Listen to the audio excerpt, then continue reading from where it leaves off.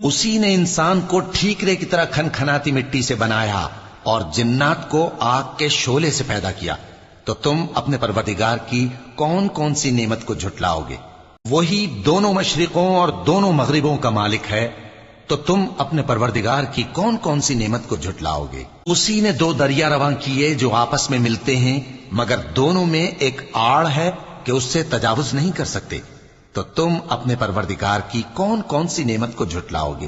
ان دونوں دریاؤں سے موتی اور مونگے نکلتے ہیں، تو تم اپنے پروردگار کی کون کون سی نعمت کو جھٹلاؤ گے؟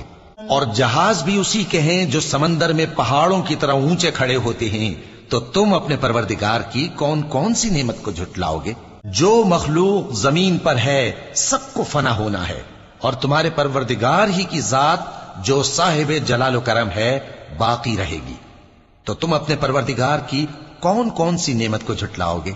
آسمان اور زمین میں جتنے لوگ ہیں سب اسی سے مانگتے ہیں، وہ ہر روز کسی نہ کسی کام میں ہوتا ہے، تو تم اپنے پروردگار کی کون کون سی نعمت کو جھٹلاؤ گے؟ اے دونوں جماعتوں، ہم ان قریب تمہاری طرف متوجہ ہوتے ہیں، تو تم اپنے پروردگار کی کون کون سی نعمت کو جھٹلاؤ گے؟